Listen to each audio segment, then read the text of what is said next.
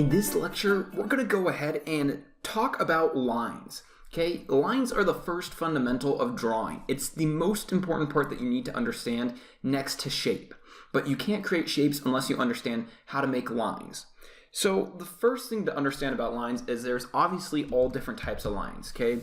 So we have straight lines, we have curved lines, we have S lines, we have swirly lines, we have random organic squiggly lines. We have all different types of lines, okay? We have lightning bolt lines.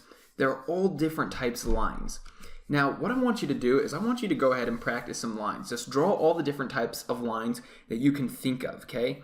And there's different things that you can do to make your lines look different. So first off, you can draw a dark line by pushing really hard with your pencil, or you can draw a light line by drawing softly, or you can draw one in between, like so. You can also create very thick lines by drawing lots of lines together, or you can draw with the edge of your pencil, like so. And you can also combine lines. So I can draw a line like that, and then I can draw another one like that, that connects like so, and then that creates a shape. So I want you to play around with this and try to create as many lines as possible and as many variations of those lines as you can think of. The next thing we're going to go over is contour lines. So what is a contour line? Well, a contour line are the lines that make up an object or an image. So for example, with an eye, let's redraw our eye really quick. So there's the basic shape. Now I know this isn't going to be perfect, but I'm creating contour lines right now. So the first phase of drawing a picture is creating the contour lines. You want to create those lines of where your object is and where it ends. So the top part of the eyelid is right there, the bottom eyelid is there, the colored part of the eye is right there, and my eyebrow shape is right there. So these are contoured lines. Let's have a look at another example. So let's say I were drawing this pen, okay? I'm gonna go ahead and set that right there. Well, where are my contour lines? Well, first off, we have this top part of the pen, the clicker, so we'll draw that. So those are the contour lines for that. Now, I know this isn't going to be perfect. I just want to quickly demonstrate for you what the contour lines are. The next part is going to be this rectangular part right there, so we'll draw that. The next part is going to be this middle piece, so we'll draw that. The next part is going to be this rubber finger holding part, so we'll draw that. It kind of has a little bit of a wiggle to it. And then the last part is going to be this right here. So we'll go ahead and draw that. And then if we wanted to, we could go ahead and add in this clip. So draw that. So these are the contouring lines of our pen. Now, the next thing to take into consideration when you're drawing line art is the line quality. Now, what the line quality is it's just the thinness or thickness of your line. This can be used to make your artwork look a lot more interesting, especially if it's more of a graphic design type of piece of artwork. And if you're creating more realistic type of artwork, it can be used to create more of a realistic look because it'll create more of an illusion of shadow. So for example, on our eye, we could change the line quality of our eye from being very thin like it is now to being very thick. So if I add in a thicker line up here at the top, you'll see that changes that line quality and it differentiates it from all the other lines. And what we can do is we can even go ahead and add in there sort of an animator type eyelash, like so. And now we have that nice line quality in there. And the reason why it looks so nice is because now there's contrast, not just in values, but there's contrast in the line quality. This is one of the biggest things when it comes to creating good looking artwork is you want to have contrast in everything, in your values, in your colors, in your line quality, in your textures. If there's no value, your artwork is not going to look good. So make sure you have different types of line quality in your artwork, and that's going to create that contrast for you. Now, let's go ahead and look at our pen and see where we could add line quality. So let's say our pen is more of a graphic type of piece of artwork and it's not going to look so realistic. We can still add line quality in there to make it look a lot more interesting. So for example, on this curve, we can make the curve a lot fatter.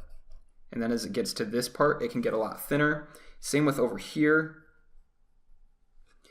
And then we can also do the same over here. So maybe we add a dark edge along that edge and we add a dark edge along that edge, but we leave that thinner. And we can add this edge to be a little bit darker. We can add a darker edge on this curve, and same with this curve. And then we can do the same thing on this top part. So this is just creating different types of line quality, okay? So like I said, this is very important. Pay attention to your line quality and make sure that it has a lot of variety. That way you're creating that contrast in your line quality. Next, we're gonna go ahead and practice drawing contour lines just by studying them. So I have my boot right here, and it doesn't really fit into the whole shot, but what I'm gonna do is I'm gonna go ahead and set that over here, and I'm just going to look at my boot the whole time while I'm drawing the contour lines. So remember, the contour lines are just the outside lines that make up shapes. So I'm just going to look at my boot, and I'm not even going to look at what I'm doing here, and so it's going to look very sloppy. But the reason why I'm doing this is because I'm trying to learn how to study an image and only pay attention to that. If you can study an image and then copy it, that's what's going to allow you to be a great artist. So let's go ahead and get started. So I'm first going to start with this bottom area, and like I said, I'm not looking at my drawing at all. I'm only looking at the boot, and this is going to allow me to really study those contour lines, but it's also probably going to make my drawing look pretty sloppy since I can't see what I'm doing, but I'm just trying to create those contour lines. And even better practice is to do it in one continuous line without changing at all. So I won't lift my pencil up at all. All right, so there we kind of have a boot. Now, I wasn't looking at all. This is just because I've been studying contour lines for a really long time, and so I can really draw something that resembles a boot, and I understand where my hand is about on the paper. So you really want to practice this a lot. All right, that brings us to the end of this lecture. So in this lecture, you learned about lines. You learned how there's all different types of lines, and you also practiced a bunch of different lines and created a whole bunch of your own.